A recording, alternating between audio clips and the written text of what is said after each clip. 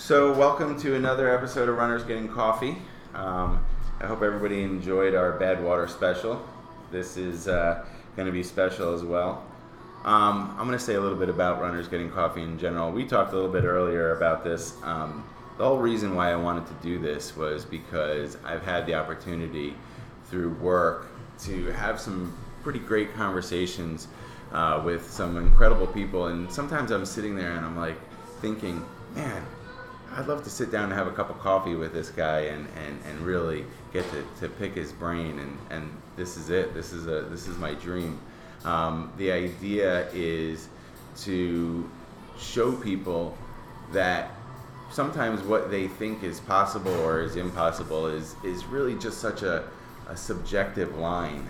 And my guest today, Grant Maughan, is somebody who has really pushed that line, and I think in a lot of ways has really just shattered what most people would consider possible. I met Grant in July. That was just a few weeks after you had summited Mount Everest, right?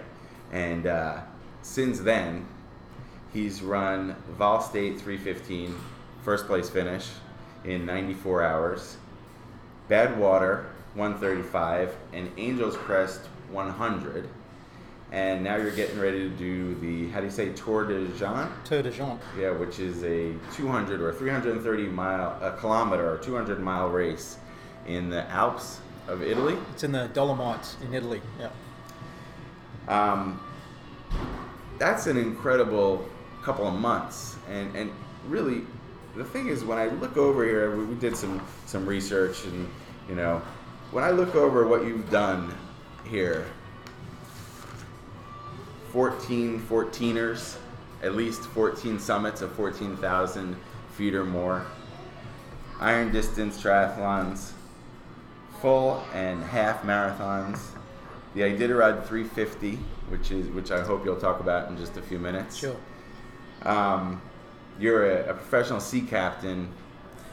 You're sort of hard to pin down.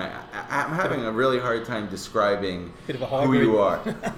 So tell me, how do you describe yourself? What do you do?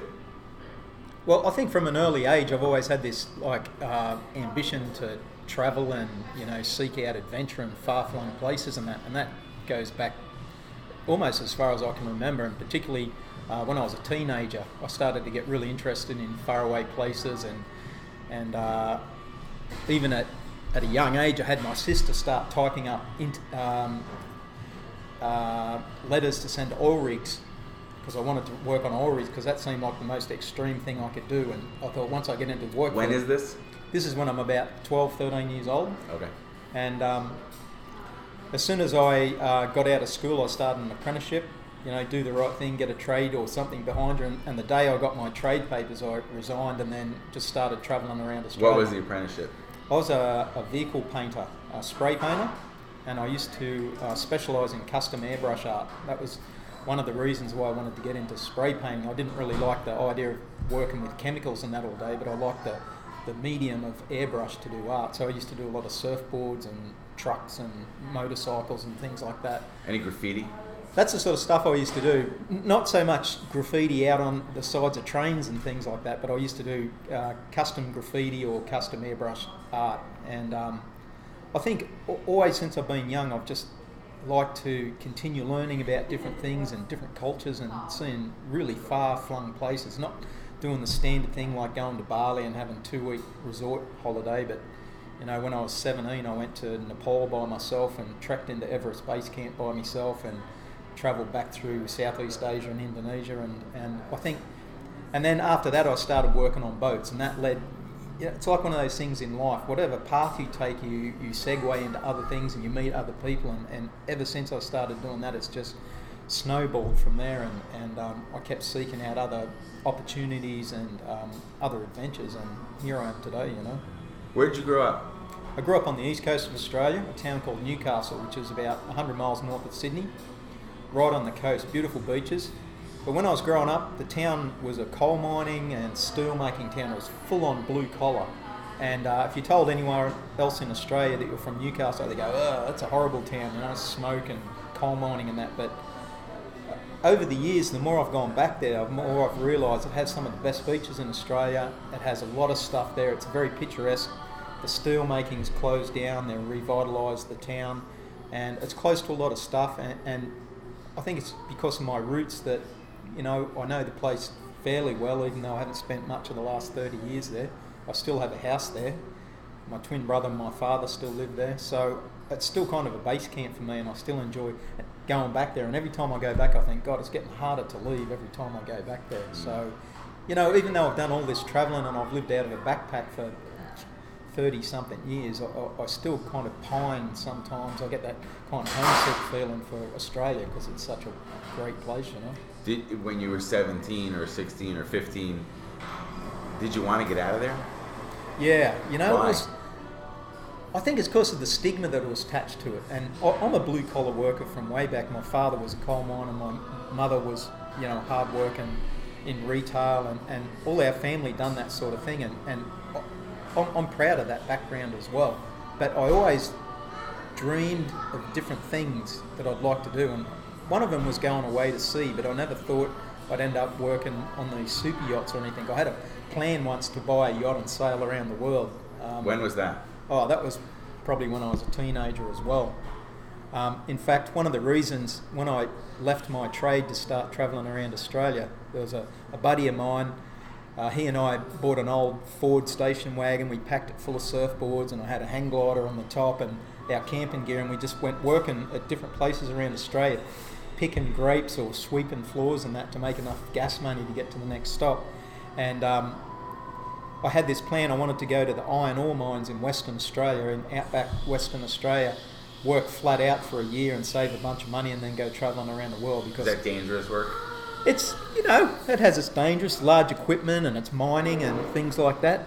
But it's one of those places you could go to and there was nothing else to do but work. So you'd go and work 12-hour shifts 7 days a week and save all your money. And then my plan was to either buy a yacht or to go travelling after that. Along the way I met other people and end up working on a fishing boat, and then got a job on the boat and went back to that and followed that for a few years, and then got into different types of boats and heard about other boats in different parts of the world and kind of started this global circuit, just doing This was stuff. after the painting apprenticeship. Yeah, definitely. I did the apprenticeship because at that time it was very hard to get a trade apprenticeship. It was very competitive. The economy was very suppressed, and my parents said, you need to get something. We know you want to take off, but you need to get something beforehand so you can fall back on it. Great idea. You either go to college or university or go and do a trade. And I was fortunate, during my last year in school, we do a work experience where people go away for 2 weeks from school and you work in different places and you get an idea of what the work feels like. And I ended up getting a job, an apprenticeship at the place that I did work experience at. So I left school on a Friday, I remember. I had a part-time job in a record bar. That's back when they had vinyl. On the Saturday. Still have it. Yeah, it's coming back. It's good too. So I finished that job on the Saturday, and on Monday I started my apprenticeship. And then that was a 4-year trade apprenticeship, and I got my certificate at the end and decided to go other places. Is that we've lost in this country? I think we've lost that that apprenticeship system really entirely, or at least for the most part.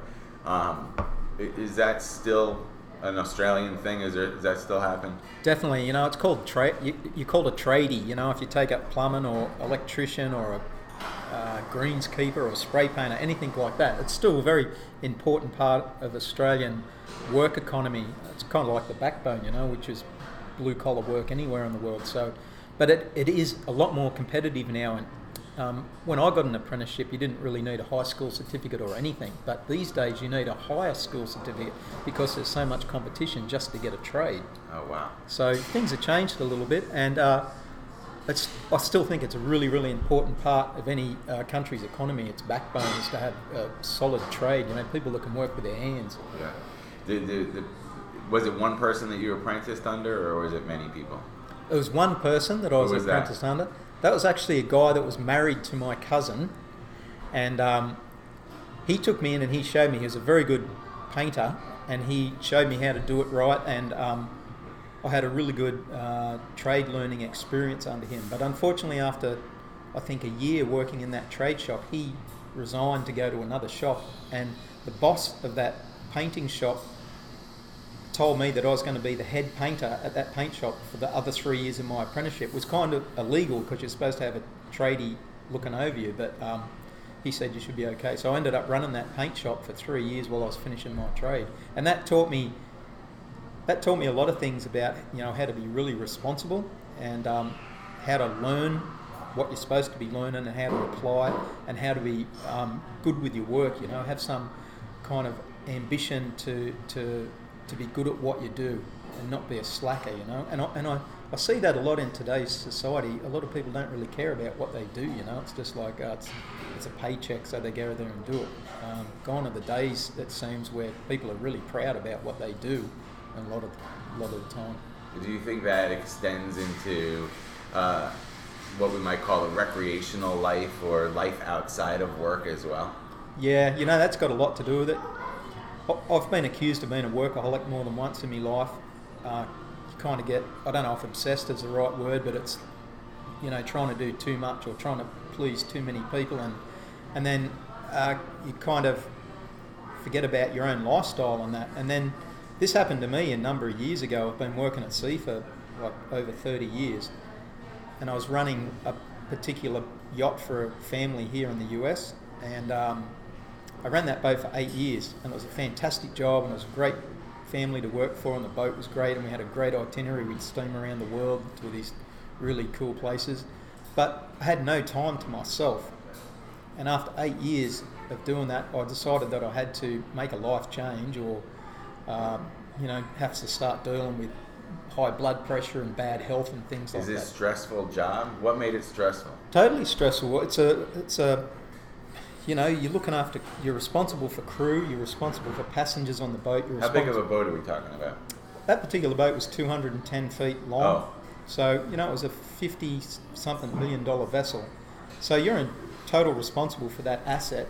And, you take that asset to places off the beaten track. You've got to deal with bad weather, you've got to deal with pirates or anything like that. And you've got to look after the whole kit and caboodle, and you're doing the accounts, and you're making sure that the crew are looked after, and the boat's maintained, and all that sort of stuff. So it's a really, really stressful job, and it's not for everyone. And the fact that you're just away from home, if you have a home, you're away from it a lot, and you don't get to see your friends or your family a whole bunch. Is that a year-round job? Yeah. A lot of the big yachts now, they're starting to bring in a rotation system, which is what you'll find in the merchant side of shipping, where you might do 2 months on, 2 months off, 3 months on, 3 months off, something like that. So you can have a bit of a life, but the sort of industry I've been employed in the last 20 years, the super yacht game, you just get on there and you just work and work and work, and that's about it. And so what are you doing now as far as work, captain's work? For the last number of years, I've just been concentrating on doing part-time and relief or delivery captain work, and that involves when a captain has to have time off, has to go and see his family, or just take a break, then they call a guy in to run the boat, and it might be to deliver the boat from point A to point B. For instance, in October I have to go to probably Barcelona and pick up a yacht and bring it back here to Florida for the captain, and then he'll come back on and take the boat over. Earlier this year I worked in Antarctica for 4 months as a relief captain on a charter yacht. The year before that I worked in Norway and Germany on the construction of a new yacht, so I'd spend all the time in the shipyard working with the owner's representative team, building the vessel and commissioning it and then getting it underway. So that works good for me as far as my lifestyle in doing these endurance sports goes. Well, you must have planned that. That's no accident that your job allows you to do the things that you want to do. And you said that you did the captain of that super yacht for 8 years, and at that point you made a decision that that's not the life you wanted, or that's not the job that you wanted, right? Well, firstly, working at sea is one of those jobs you love to hate. When you're out there and you're staring at water for weeks on time, or you're dealing with difficult situations, you think, there must be something better, and I think I'd prefer to be working ashore. But then if you come ashore for a while, you're always thinking about being back out there. So it's a difficult thing to grasp sometime, and working at sea is not for everyone, that's for sure. But once you've done it for a number of years, it gets in your blood. But on the other hand, too, people say a lot to me, oh, you're so lucky you have this type of work you can do, and then you can go do races and mountain climbing and things like that. But it's not luck at all.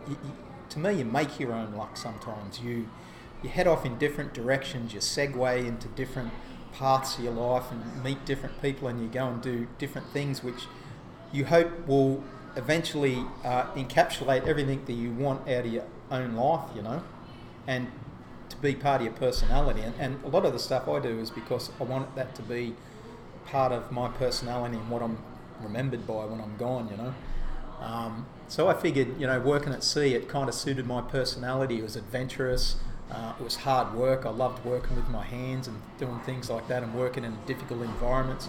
And so that all segued into everything that I'm doing now. So it wasn't just luck, it wasn't pre-planning either. It's just kind of something that rolls around in the back of your head, and at the end of all those years, everything comes together and all that chaos melds into the thing that you want, So what do you want to be remembered by? I guess, everyone would like a bit of respect for what they've done, and so that'd be cool. I'd also like to be remembered as a hard worker, someone that didn't slack off and wasn't lazy, that had a go. And sometimes you try things and you fail, but, that's part of the learning process. So I think I'd just like to be remembered as someone that had a go at a lot of different things and didn't sort of shy away from it and just had a go and seen what happened, When you have to make a decision, leave it. I'm sure that job as a captain of the super yacht, I'm sure it was a great paying job. I'm sure that it was a prestigious job, and you got to go to great places, and you left it. And I'm sure that now you must get lots of offers to take up a job like that again. What is it that makes your decision? How do you make a decision to do something or not do something?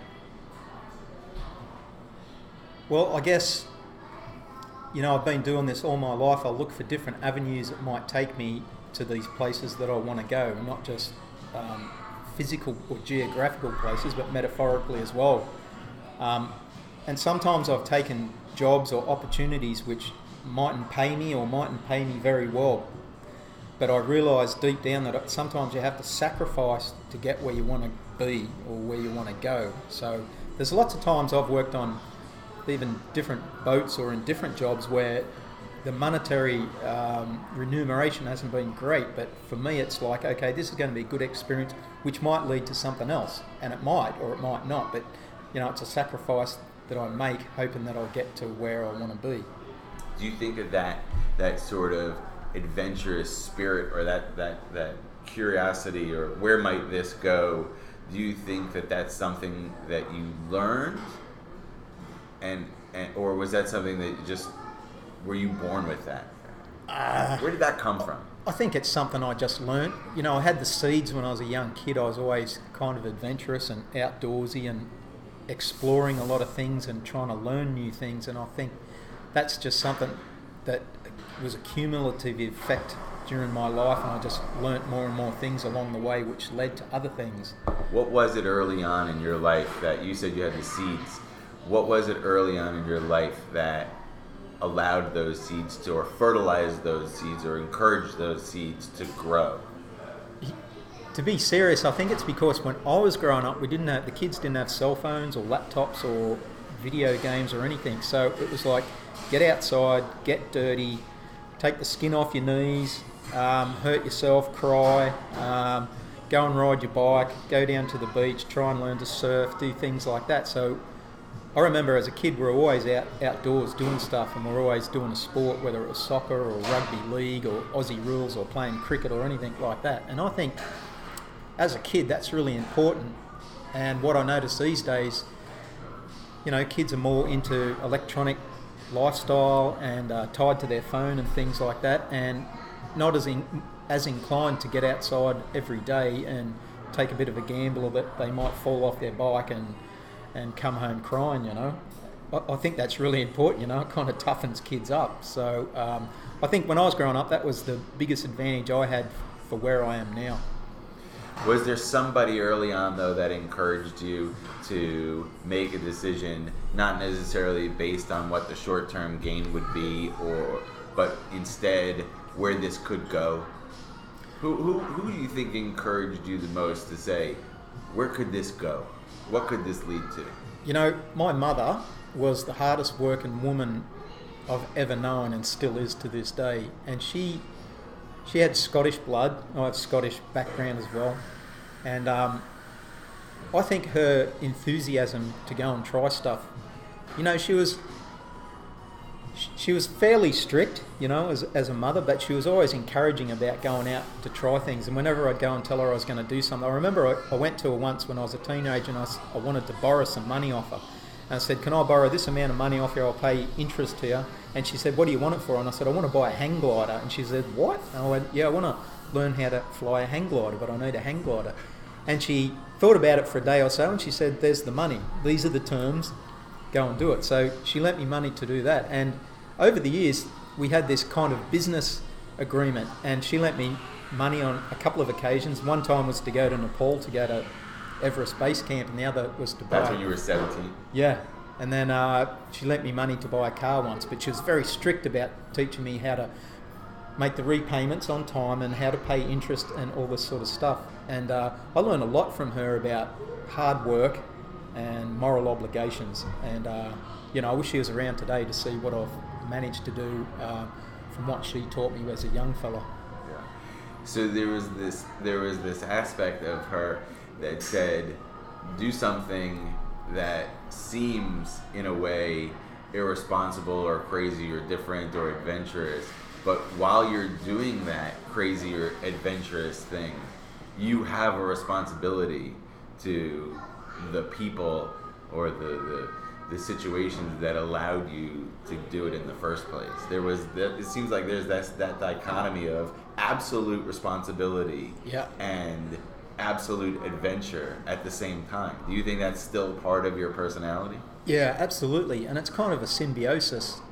It's like you have to be responsible, but you have to step outside the box a lot to go and do some of the things that people do these days, whether it's extreme sports or getting a new job and things like that. So I think she taught me, you know, have the responsibility, but don't be afraid on taking a gamble at something, because you won't get anywhere unless you step over the line or take a chance sometime. Do you think that you're pretty responsible still to this point? I mean, do you think that you've retained that responsibility? I hope so. Some people might beg to differ, but you know, I think I've been responsible in my working career. You know, I've worked hard, and whoever I work for, I make sure I give them what they're paying me for, so they get their money's worth.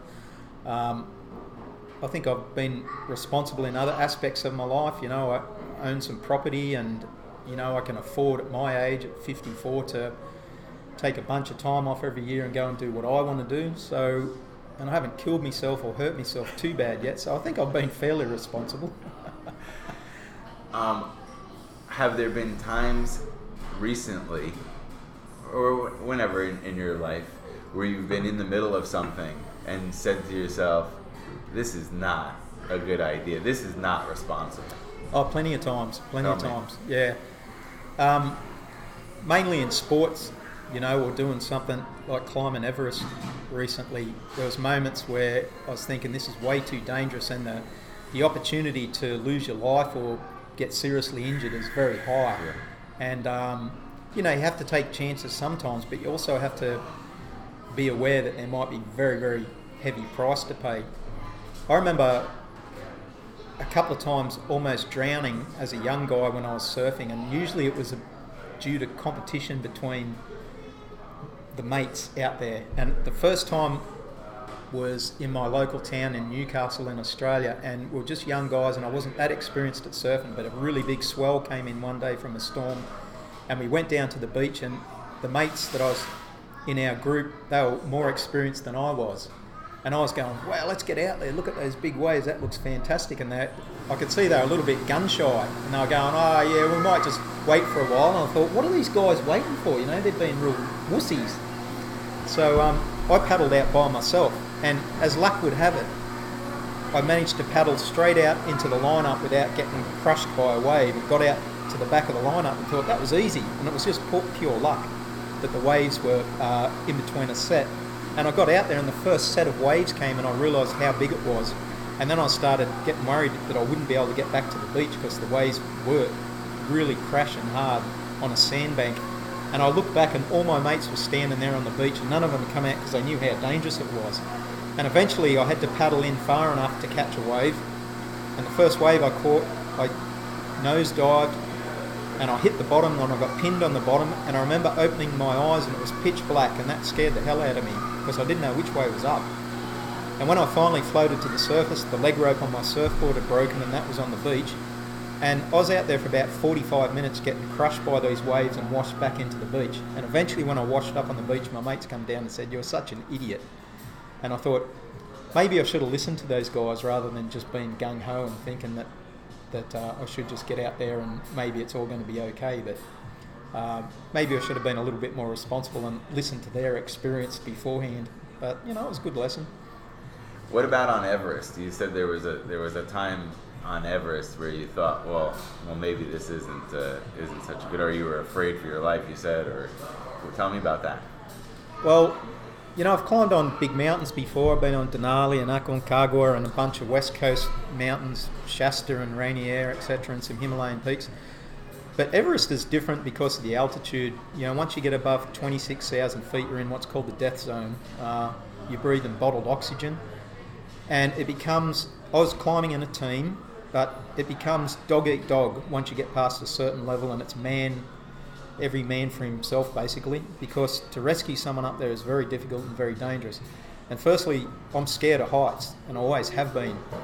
But it's something I want to do. It's like flying hang gliders. You know, I'd really like to try that. I'm scared of heights, but maybe it'll be okay. But it was the same on the mountain. Up high, there's some really sketchy places. You know, you're walking on a ridge, a little ledge that wide that's covered in ice and it's off cambered, and you have to walk dolly step like that, and there's a 10,000 foot drop down to a glacier here. And of course you're not thinking right because you're not breathing enough oxygen. So all the time when I was up there on that summit push, I realised that things could happen really, really quickly, and you know, it could be the end of me. And I just had to keep my brain operating so I could stay focused, because the problem with oxygen deprivation is you start doing things that you wouldn't normally do because you don't know you're doing them, like you start taking your cold weather gear off or your oxygen mask and things like that. So I was just terrified that I might lose the focus I had in my mind to keep safe, and it seemed right on the edge on a number of occasions. And up there with some of the climbers that were kind of desperate, and I was probably desperate too, you know. I wanted to get to the top and I wanted to get down in one piece. And you notice the change in people when it becomes dog eat dog, and nobody cares really much for the next person. It's all about you, and you're number one, and you're the only one you know you can look after. And if there's an accident or something goes wrong, you only have your one person to rely on, and that's yourself. And that's kind of scary in that sort of environment, because you know, humans aren't supposed to be at that altitude, and to get down takes a long time, and it's difficult and takes a lot of energy and power and mindset as well. So I was terrified more than one occasion on that, and I got no qualms about admitting that I had total fear, and I was scared that I might not get back down, and I knew that if something went wrong I'd have to rely on myself to get down. So that was a real interesting experience, mentally and physically. Was that disappointing for you in some ways, to see the nature, that human nature, that at some point it's every man for himself, and there's no social contract between men and women in that kind of situation? Was that disappointing? Yeah, it was disappointing. It was really scary as well. It reminded me of that book that we studied in high school, Lord of the Flies. Yeah. And people change. I'd also seen it before at sea, because the thing you realise is you don't really know someone unless you've been to sea with them. I might be sitting here and you seem like a nice guy, but I'll take you to sea, and 3 days out you turn into some maniac, you know. And that's, when have you seen it out at sea?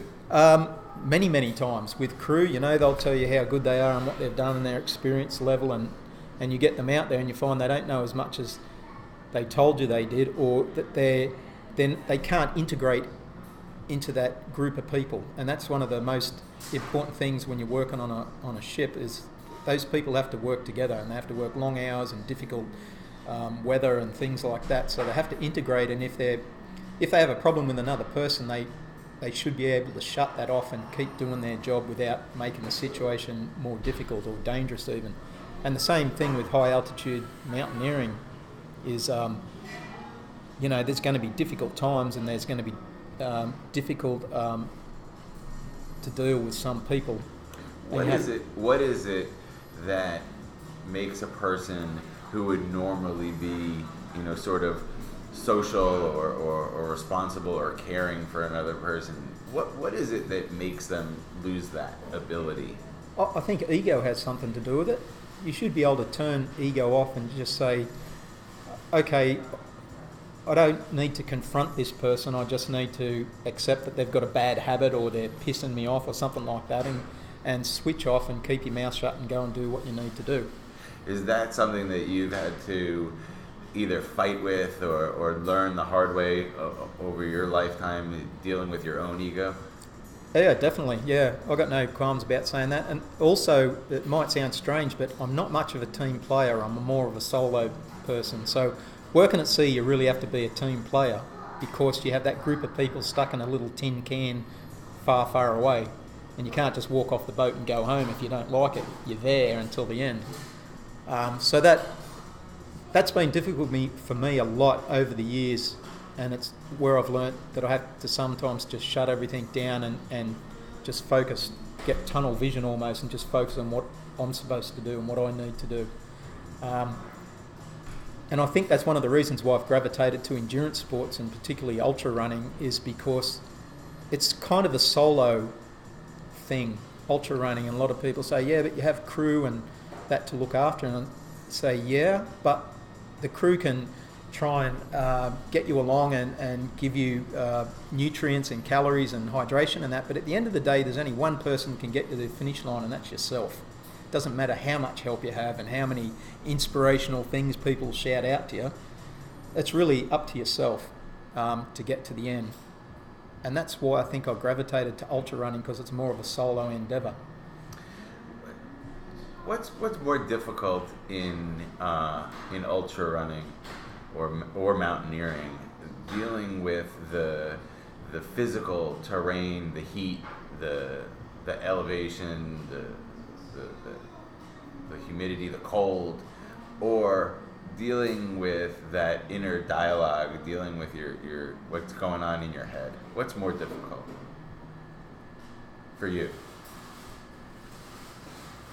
I think it's half and half, but I think the mental thing is really, really difficult for some people to get over.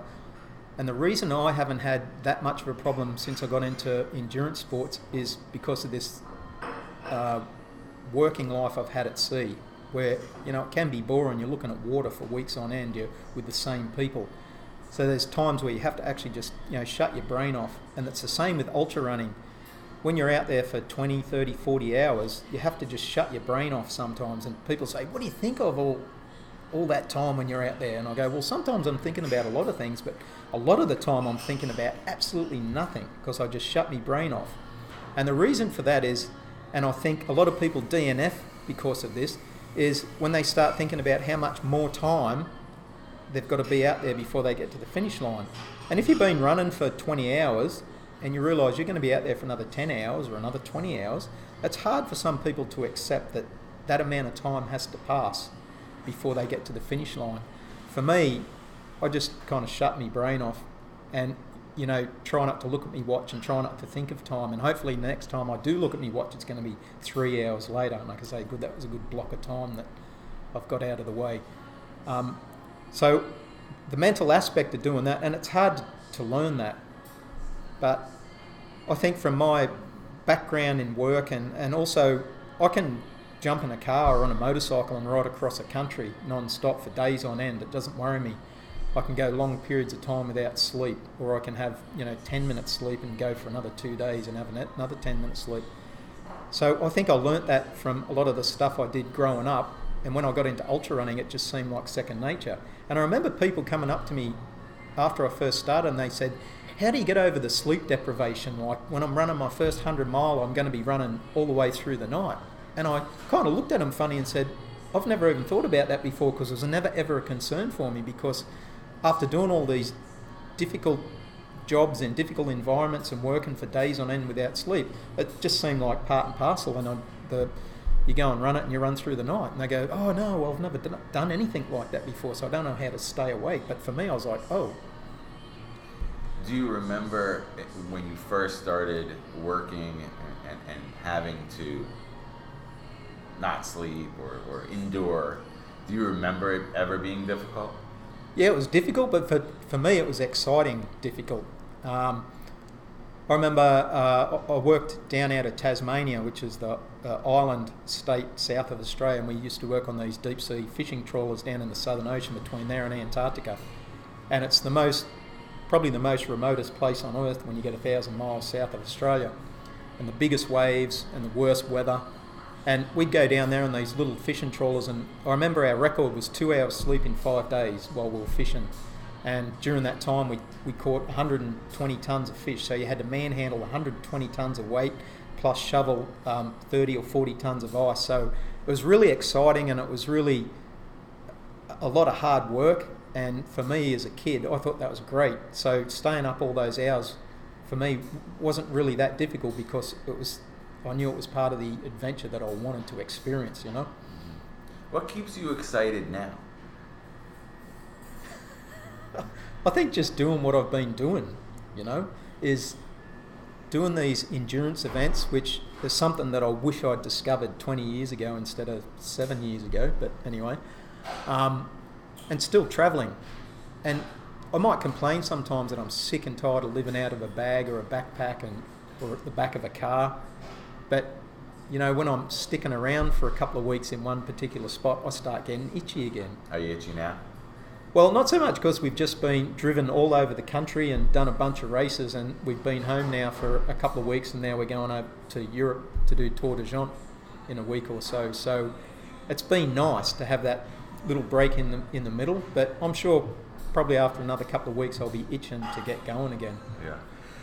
Everybody talks about what's the key to happiness? What's the key to a good life? And I sometimes feel like it's not so much finding what makes you happy, but and other people have said this way before me, I'm sure. But it's finding what makes you excited, or finding what makes you looking forward to the next day. Are you excited more about what happens next? The trip to Italy, or is there something further down that keeps you excited? Are you content to have one more thing on the horizon?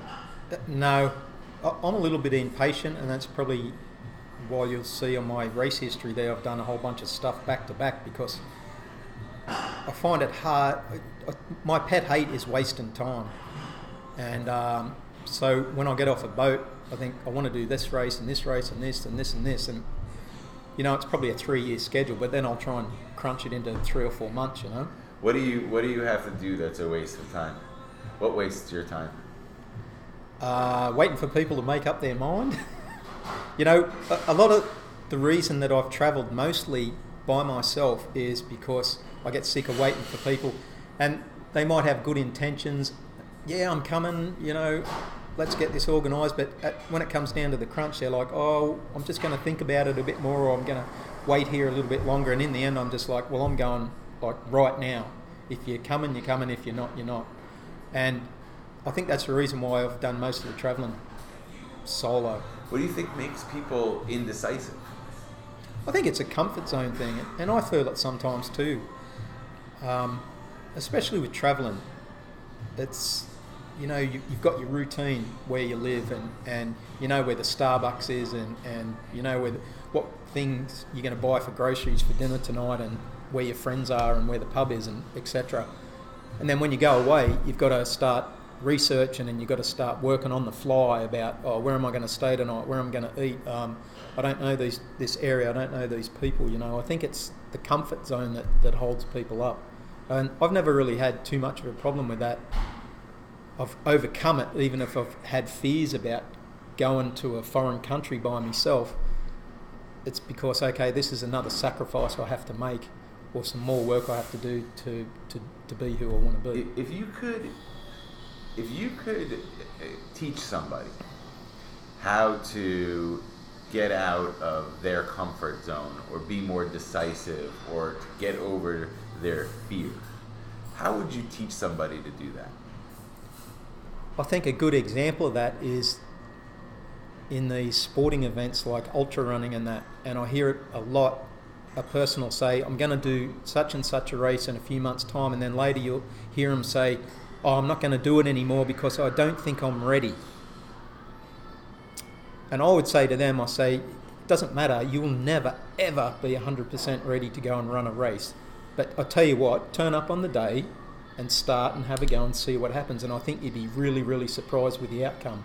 Because I've done that in, 75% of the events that I've done, turned up with lack of training or no training or not feeling 100%, but I'll go there anyway and have a go, and you'd be surprised what sort of energy you get just by participating in that event, and usually have a strong finish and then feel great about it. And the first thing you think of at the end is, geez, I'm glad I turned up this morning or yesterday to start this race, because I would have been disappointed if I stayed at home and said, I don't feel 100%, I'm not going to do it.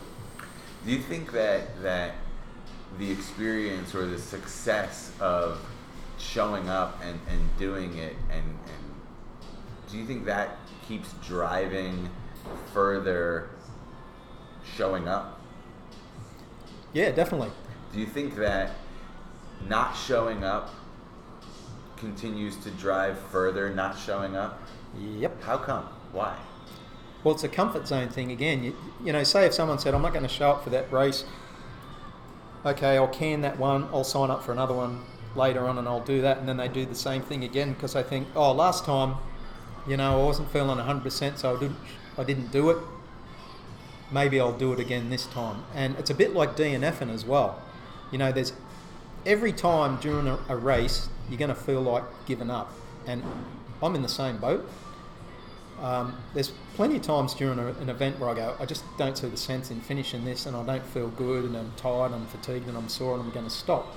But you always just have to wait a little bit longer, and it might be 5 minutes, it might be 3 hours, but sooner or later you're going to feel a bit different, and you're going to feel better about your situation and where you are, and that's how you get to finish the race. Too many people just go, I've got a blister, or I'm feeling tired, I'm just going to stop right now, and not give it anything a second chance, or not wait around a little bit longer. So I think if you perpetuate this thing by saying, I'm not going to turn up for a race, I'm not ready, or I've got a sore toe or something like that, I think you're just going to keep perpetuating your comfort zone about doing that. But aren't there some times where you should bag it? I mean, definitely. When? If you have an injury or you What's get an injury.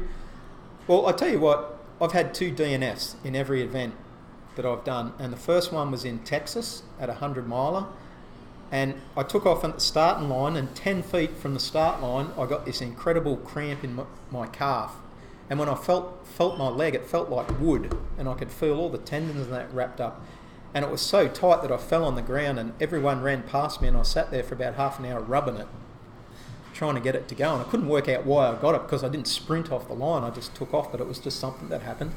I ended up hobbling one lap, and the lap was 25 miles, and I got back and I realised halfway through that lap that I might hurt myself. So I decided to bag it, but of course I had another 20-something miles to go to the finish line. So to me that was justified, and I think anyone that gets injured or starts with an injury and feels like they're going to injure themselves more, it's totally justified about canning the race. I mean, you're not going to get a hero's welcome or an extra medal just because you ran with a broken toe or an injury. The other time I DNF was last year at Tour de France, and Susan and I flew to Italy, and I'd had another big summer of racing, so my immune system was probably down and I was tired, and you get on a plane and there's usually catch something on a plane. So we got to Italy, and I got a really bad flu straight away, and I think I spent like 18 hours in bed. I couldn't even get out of bed. And I thought, there's no way I can start. And anyway, we went down and registered, and I came back, and I thought, I'll go to the start line and see everyone. And of course, I started, and then I made the first climb. I felt okay, but after that, I just felt I was having hot and cold sweats, and I had no energy. And I thought about it, and I thought, it's way more stupid to put this stress on my immune system, which is already under a lot of stress, rather than finish this race. So I decided to DNF there and then, but I had another 15 miles or something over 2 mountains to get to the aid station before I could quit. But I felt that was totally justified, because the year before I'd run Spartathlon in Greece, and the same thing happened. I'd had a big summer of racing, and I flew overseas, and I got the flu on the plane because my immune system was cark. And I ran the race and I finished it, but it was so miserable, I vowed never ever to do it again. And it took me months before I felt healthy again. And so in Tour de Gent last year, when I started with the flu, I thought the same thing's going to happen. It's not really worth it, and I don't want to put that stress on my system because I've got other things I want to do. So I decided to can it. So I think any time like that, where you've got an injury where you might be making it worse, or you're sick and you might be putting too much stress on all your systems, your endocrine system, your skeletal system, your blood and everything, you're better off, just giving it away for the day. So there are times when you have to can it, in just the same way that there are things that are impossible. And we talked about this earlier. There are things that are impossible, right? We know that. Pulling rabbits out of hats. That's impossible. But yet, what most people think is impossible is at a certain line. And they're probably wrong most of the time, right? And what you think is possible, that line is quite a bit different than what most people think is possible. And do you think that you have pushed that line a little bit at a time, or do you think that your line just started way down there from early on? Firstly, I think from a young age, I didn't really think about any line anyway. But as I've got older and realised that I'm mortal, you do realise that there's physical impediments to getting past some lines. But as you say, it's easier to push the line incrementally a little bit further than just going straight to the moon, And I think with ultra running, I started with the mindset that there isn't really any limits. But now that I've run a lot of races and different events in different environments and that, I realise that there are some lines, but that doesn't really mean anything. And most importantly, the line is different for every single person. And, I get people asking me all the time, how do I train, or what do I eat, or how do I sleep, or what do I do to be able to do what I do? And I just have to tell them that it's going to be different for me than it is for you, and there's no use me telling you too much about what I do, because it's not going to work the same for you. It's all about experimentation, and everything for me in endurance sports, from nutrition to hydration to how far I can run and when I have to stop, is all about me experimenting. It's not so much like, okay, I'm going to go and run 200 miles in this race. It's like I might run 200 miles and I might be able to do it quick, or it might be slow. It just depends on what's going to happen on the day. And that's one of the things about ultra running that I like, is there's so many factors and details that go into you getting to the finish line, that every single race is going to be different. And nobody can really guarantee who's going to get to the finish line and who's going to win and who's going to be on the podium, because you have to get all those cogs and gears and little springs and things to mesh exactly right on the day for that to happen. So to me, ultra running is a total mystery. It's a conundrum, It's like playing with a Rubik's Cube. And you just get out there and you try and put all these little pieces together, and hopefully at the end of the day they'll all mesh and you'll have a good race, and or you'll get to the finish line. Yeah. And I can't be strong enough in telling people that. I said it mightn't happen for you, or it mightn't happen how you want it to be. Because the other thing I notice in this sport, and particularly with social media these days, is some people get on and they have to tell people, yeah, I'm going to go to this race, I'm going to crush it, my PR is going to come down, I'm going to do this, I'm going to do that. And I think that's the worst thing you can do, because you can really get egg on your face.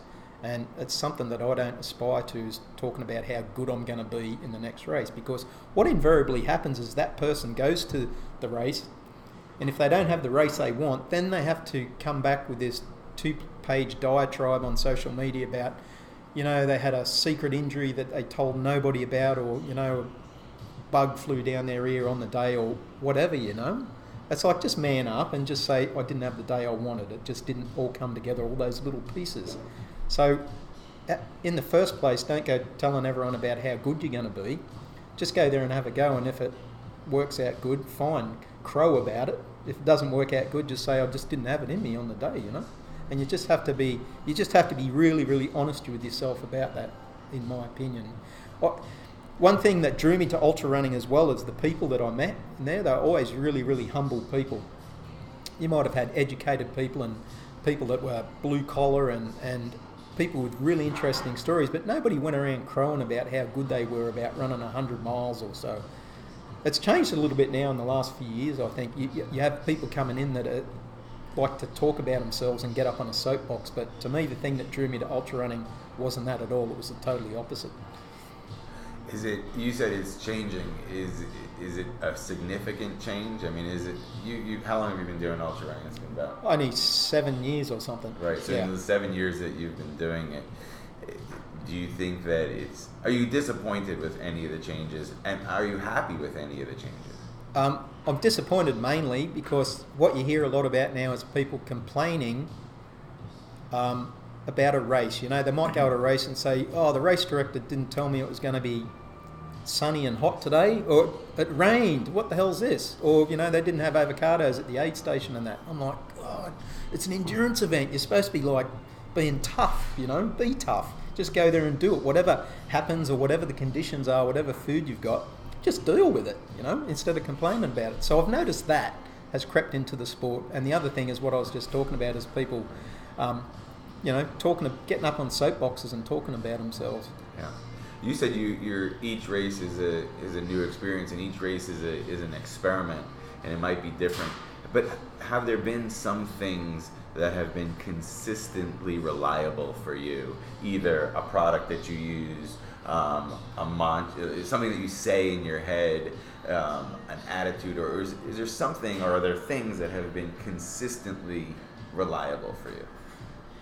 Well, one of the things obviously in endurance sports is people take a long time to either get their shoes together about what shoe works for them, or their nutrition and hydration, and that's one of the biggest experiments, and it changes all the time. It's a bit like acclimating to altitude. You might be able to acclimate to 20,000 feet one time, but the next time you can't.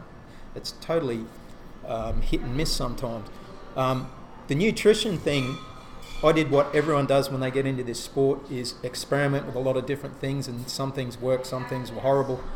I mainly drink all my calories when I do an endurance event these days, because I just don't feel like eating or getting anything down, and so I use drink mixture, Tailwind. I've been an ambassador for Tailwind for about 5 years now, and I've run entire 100-mile races just drinking Tailwind, and it's just carbohydrates and electrolytes. So that's been a stable thing, probably the most stable thing for me in endurance sports since I started, was nailing the nutrition, because it seems to be one of the most important things and one of the most difficult things to get over if you have a problem with it. And I still see people today that they seem predetermined that they're going to be thrown up during a race or have stomach problems or something like that. And I don't know if it's a gene thing or biology or whatever. But for me, what works is drinking my calories. And of course I have to eat something sometimes, but most of the time it's just through drinking. And Tailwind, that's the product. That's what I've been using, and that works great for me. And I always suggest when people have problems with their stomach, you should try a drinking diet when you're during the run, and you should try a Tailwind, because you're getting the calories you need and you're getting electrolytes at the same time. But once again, that's what works for me. What mightn't work for everyone else. Mm-hmm. What about clothing? What do you wear? Ink and Burn.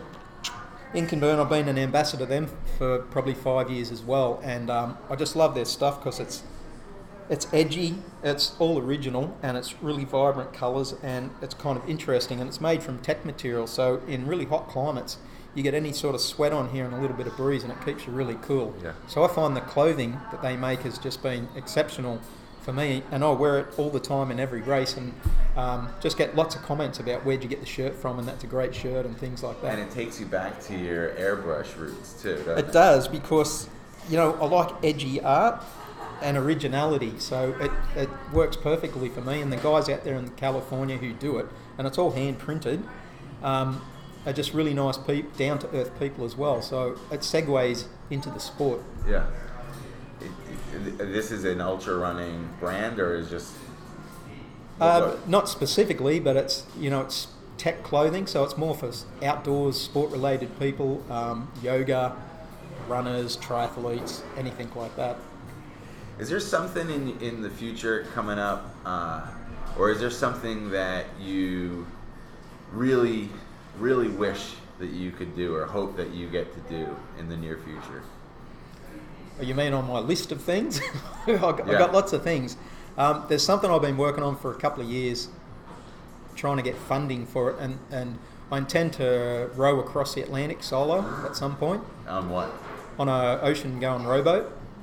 I've crossed the Atlantic, I think, 13 times by sea, so I figured, and it's all been by motor vessel, so I figured it's time to try it in the Greenway and row it. So that's on my list of things to do. The other thing is I'd like to go Has anybody ever done that? Oh, plenty of people. Okay. In fact, an ultra runner just rowed from Newfoundland to Ireland, and he became the first American to row the North Atlantic. Bryce Colson. Yeah, he broke the record by about 10 days or something. It was incredible. So full kudos to Bryce. I intend coming back from Europe or North Africa and land in Florida somewhere. So I've got that in the cards somewhere. It's something I'm going to have to get funding for, because it's expensive to buy the boat and set up the electronics and that. The other thing I'd like to do is go to the South Pole at some point and hopefully ski there solo from the coast of Antarctica to the South Pole. So I've got those two big things in the back. I've got so many things I'd still like to do. I hope I don't fade out and become bedridden too soon or within the next 40 years, because I won't have time to do them all. But we'll see. We'll keep chipping away at it, and I've got plenty of races I'd like to do. I'd like to try some triathlon again. I haven't done that for a couple of years, and I'd like to get into some long distance bike packing, which to me reminds me of ultra running except on a bike. And you carry all your gear on your bike, and you carry a satellite tracker, and you might do a route, 1,000 miles long or something over the Continental Divide, or across America, or across Siberia, or somewhere like that. So that's something I'd like to try too, like a different type of endurance sport. Maybe some swimming as well. I grew up on the coast. I spent a lot of time in the water as a surfer and a diver, so I can swim okay. I'm not fast, but I can go a long time. So I might try some of that as well. You qualified for Boston in your first marathon. Did you run Boston? I did. I ran the year of the bombing. Oh, okay. Yeah. So it was a bittersweet experience. I ran the marathon in West Palm Beach here, and it was only about 6 weeks after I'd started running, and I was in Italy on a yacht at the time, and then I brought the boat back here to Palm Beach, and I ran into a guy I knew, and he said, I've signed up for the half marathon in Palm Beach. He said, you should come and run it with me. So I thought, great. So I went back to the boat and I signed up, and about an hour later I thought, nah, I'm going to do the whole thing. So I went and cancelled the half marathon and signed up for the full, and I went and ran it, and I think I ran 3:18, and for my age group someone said, oh, you're qualified to run Boston. I'm like, what's Boston? What's that all about? And they said, the Boston Marathon. I'm like, yeah, and they started telling me about it. So I thought, well, I should go and run that. It sounds pretty cool. So I sent in my qualification, got accepted, and I went up there and ran it. And I got to the finish line probably 15 minutes before the bombs went off. And it was very bittersweet. I had a great time at the race, but the ending was something I'd never really want to experience again. Yeah. That's another disappointment then, I'm sure, and human nature, and how somebody or some group can just absolutely destroy something so beautiful, right? Yeah, to do with sports, Okay, if you're a warmonger, work out your stuff with war. But if you are competitive in sports or want some things worked out, then play the sport. Don't be dirty about it. And a terrorist bombing during a sports event is probably one of the lowest things you could think of. Do you think that sporting events in general, or endurance events, is that something that somehow is sacred to you? Do you feel like that's a special thing somehow? I do, because when you think about conflict, you think you can work out conflict with violence, or you can work it out by being competitive in a sport. And it's much better being competitive in sport and working something like two rugby teams playing. And, the team that wins was a stronger team on the day. But if you sort out conflict with violence, who's the winner and who's the loser, There's no winner. Everyone's a loser. Are there other events that you aspire to either qualify for? Would you ever try to qualify for Kona, the World Championships of Ironman? Yeah, I'd love to do that. My age group now, surprisingly, I'm 54. My age group is very, very competitive. In fact, some people said it's the most competitive block these days, because you've got all these people that are, they're at their midlife and they've got disposable income and they've got time on their hands to do this sort of stuff. They can buy all the gear and they seem to be able to focus a little bit more on it. Young guys, say if you were 20 years of age and you said, okay, you've got to train hard to do an Ironman, they'd probably get bored, or their focus would drift off because they've got other things they're thinking about. Whereas people at my age, if you get into something, you seem to be more inclined to be focused on it and get the job done and be as good as you can at it. So I think that's why this age group is very competitive. And yes, I'd love to go to Kona one day, but I don't. When's that going to happen? I should get back into triathlon if I want that to happen, because I've got to go and do an Ironman and try and qualify. But who knows? It's down on the list there somewhere. Are you exceptionally able to focus, and why, if you are? Firstly, I don't like leaving things undone. So if I start something, I like to see it through to the finish if I can. That's why I don't like DNFing, for that reason. And I think if you're going to put your time and your effort to doing something, you might as well try and be as good as you can, and you should try and complete it and then move on to the next thing. And I tend to do that. I'll get interested in something and I'll try and learn as much as I can about it, and I'll try and become competent at it. And then sooner or later I'll probably get to a level where I think that's enough for me. I've got an interest in something else. I'll drop that and I'll move on to the next thing. And I've always been like that. I've done a lot of different things, and I'm not an expert at anything, and I don't know everything about everything, but I know a little about a lot, and I've done a little of a lot of things.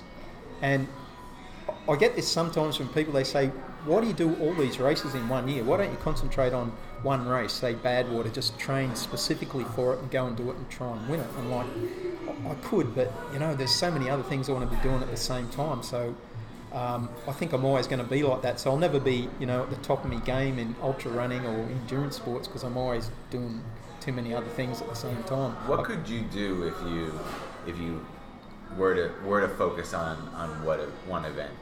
What do you think you could do? I think I've been to Badwater 6 times now, 6 consecutive years. And for the first 5 years I had a top 10 finish, including 2 second places, and I had this thing in the back of my head, I'd love to do 10 Badwaters and get 10 top 10 finishes. Well, I screwed that up this year, because after Vol State and the heat extremes out there this year, I think I came 22nd this year, so that kind of knocked that idea out. But that's one race where I think I'd be, if I trained specifically for and I just set my sights on it, I could probably get back up into the top 5, hopefully. My road running is better than my trail running, because I'm blind in one eye, so I have a depth of field perception problem, which makes it really difficult to run on trail. Road is easier because you don't have to look at your feet, and you can just keep chugging along. And I seem to have the ability to keep going at this specific pace and cadence for hour after hour, and my body seems to get into this mode. It's like a diesel engine, and it just purrs along. Whereas trail running is a little bit different because you're going from different speeds and different gaits. You know, you power walk and you power hike and you're running downhill, you're climbing uphill. So there's all these different functions that your body's doing and changing continually. And I think that's why a lot of trail runners find it difficult to go to road running, or they poo-poo road running. They go, who wants to run on road running? It's because they can't, or they have difficulty keeping that same pace and cadence for hour after hour. It's a totally different genre, and that's why I like doing both.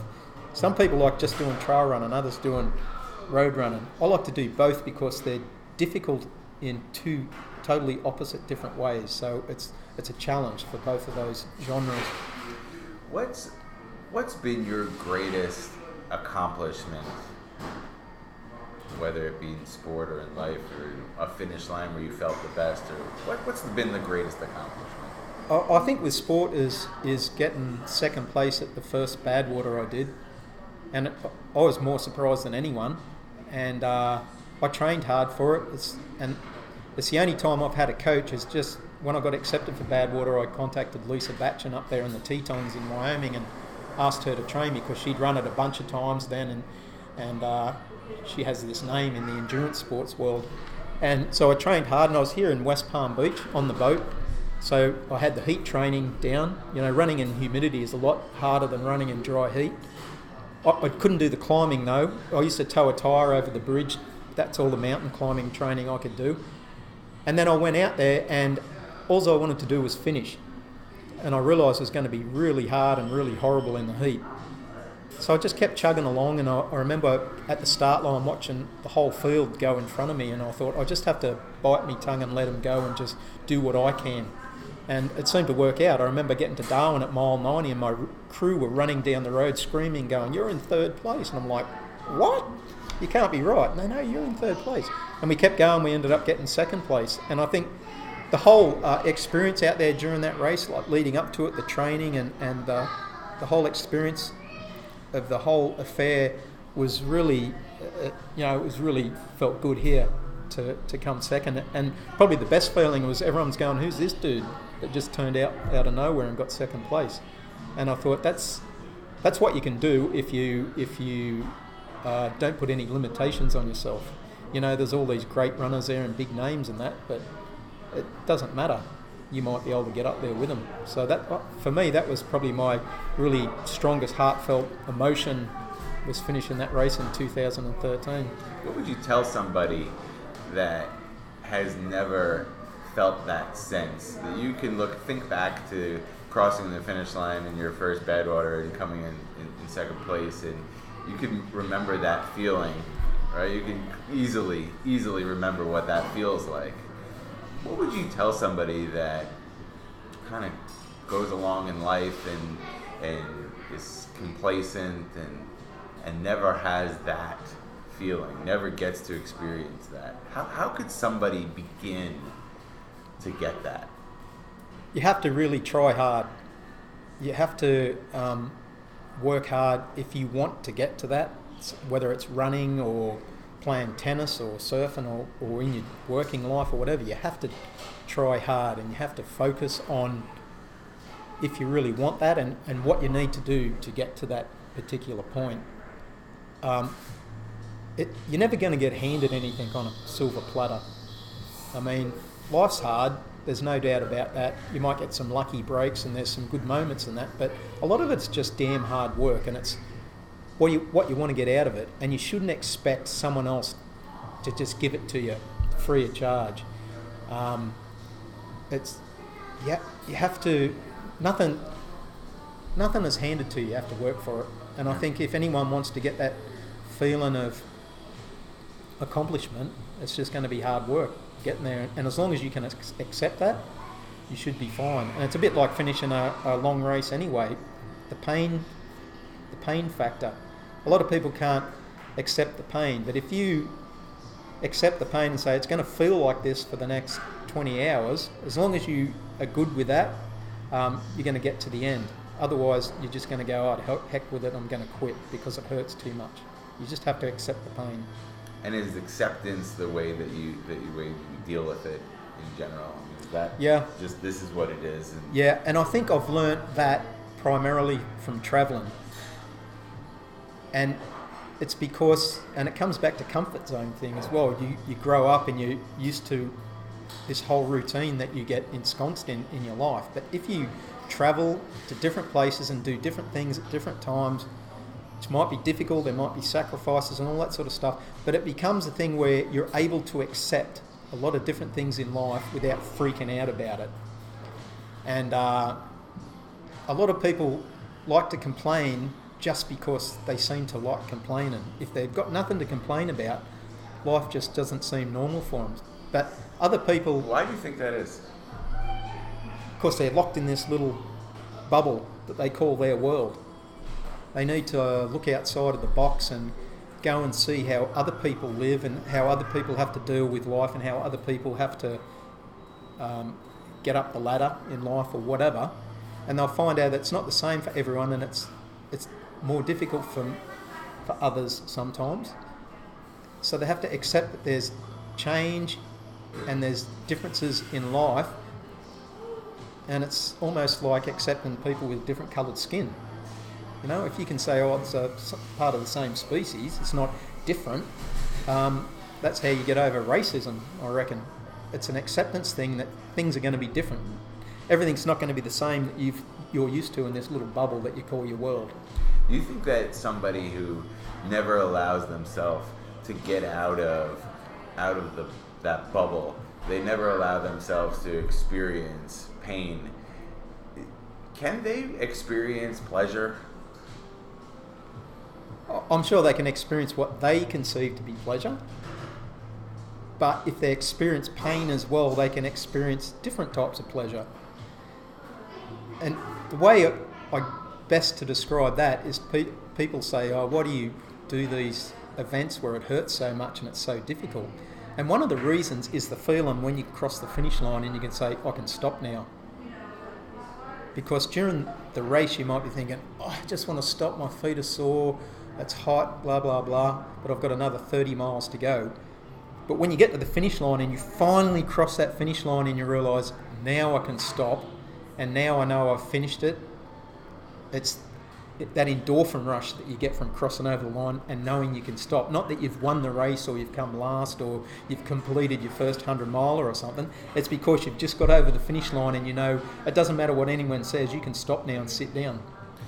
Why do you think that... if that makes sense. Yeah, it does. Why do you think that people start to close off the bubble? Why do you think that they start to live their life in a smaller and smaller bubble when it comes to experience and emotion and the pain and the pleasure of life? What shrinks the bubble? Well, it's the comfort zone. It's and unacceptance of change. I think you have to be able to accept change anytime it happens. And then get your mind wrapped around that, okay, I'm going to have to do different things, I'm going to have to get up at a different time, I'm going to have to go to a different job, different people, and accept that things are going to be different until they start becoming a comfort zone again, when I become familiar with what's going on in this new scenario.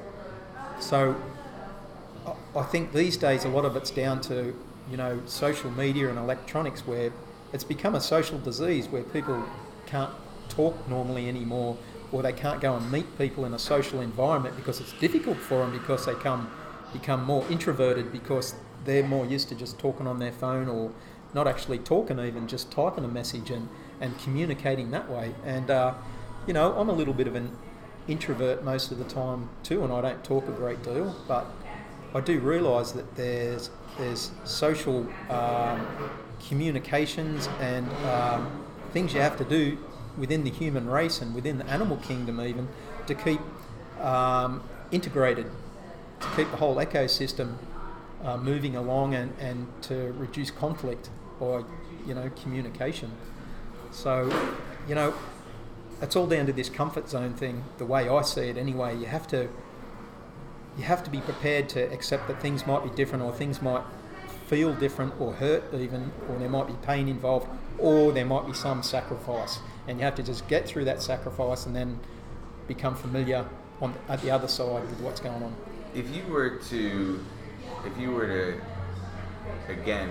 teach a person how to overcome an obstacle, what would be your first lesson to that person? Open your eyes. What do you mean? Well, a lot of people live with tunnel vision, you know. They're told something, or they read about something, or they learn something at an institution, and they think that is it. That's the rock solid thing that I should be believing, and that should be my take on life regarding that subject. I would say if you learn that, then take that information in, but then research other things and listen to other people, look around you and see what's going on, and apply all those little different things to that objective lesson that you learnt initially, and get your own opinion on it. I find that a lot of people have trouble critically thinking these days, and by that I mean thinking something through and getting lots of different information and deciding themselves what that means or how I should react to that, rather than having someone or an institution or a political party telling them this is how it has to be and this is how you should think, and then them just being like robotic about it and getting this tunnel vision thing and saying, not listening to anyone else's opinion and saying this is how it has to be. So the first thing I'd tell someone is take everything with a grain of salt and use it all and research it all, but come to your own opinion at the end of the day. Do you think that an obstacle or a challenge is that the only way to grow or to expand yourself? No, but it certainly helps, because it helps you overcome limitations within yourself. You know, life's filled with pleasure and pain. You know, there's going to be a bit of both, but you have to agree that there's going to be some sacrifices you have to get to the pleasure. So it's what you want. Do you purposefully put obstacles or challenges in your path? I tend to do that sometimes, yeah. And I tend to get frustrated if I can't get over those obstacles or challenges. And sometimes I think, why am I bothering to put myself through this? But I realise at the end of the day that it helps me grow. And deep down somewhere in my bones is that's what I want to do. I want it to be hard. I want it to be painful and that, just so I know I can get through to the other side. And it seems counterintuitive, but I don't think it does at all. To me, it seems like in contemporary, if you want the highs, and you better get the lows, right? And yeah, you see that in nature. You know, the most beautiful flowers I've ever seen have grown in the dry season, in the desert, or that little bit of rain that makes things bloom. They bloom like that because of the low, the dry, the drought. It's primordial, and because it's like evolution happening right before your eyes. The fittest survive. That's going back to that age-old saying, and I think people need some sort of hardship and pain in their lives to make them stronger, to have a better life. And that probably sounds counterintuitive too, but that's how evolution works. It's like the weakness is weeded out, and progressive steps make the species stronger, whatever that is, whether it's humanoid or in the animal kingdom or the plant kingdom as well. So maybe that's just coming from some deep spot within me. I don't know where or why, but I'm proud and happy that I've had difficult jobs, where it's been dangerous and it's hard and long hours and things like that, because I think it's made me stronger later on in life. Yeah, and maybe this endurance sport thing is something that my body's been craving for decades, because it needs that sort of that competition and that pain to help me have the life that what my body thinks it needs to be. Right. Yeah. I think this feels like, for some people, an endurance sport as well. We've been going for an hour and 15 minutes, and I don't want to take up your entire day. Where can people find you if they wanted to find you either online or they want to support causes that you support? What can they do? Well, I have a kind of a blog site that I put race reports and videos and race history and that on. That's at dingofishexpress.com. And there's lots of different things there. There's some short stories. There's some original music that I've created and recorded. It's kind of like a little toolbox and a little memory box that I keep. It's not so much a blog, but I put all my stuff there, and if there's photos there too if anyone wants to see what I'm about. I post on Instagram and Facebook as well. What's your Instagram handle? Dingo Fish Express, and then Facebook is Grant Maughan 640. That's easy to find. And I like to post, photographs of different experiences that I have along the road, and try and inspire people at the same time.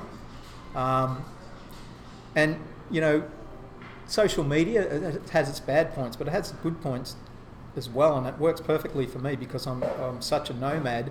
It lets people know what I'm up to and where I am at the time, and lets me know where my friends and family are and what they're doing as well. So I'm all for social media as long as it's a powerful tool, but it just is. like any powerful tool, it has its good in it and bad. Yeah, for certain. Wow.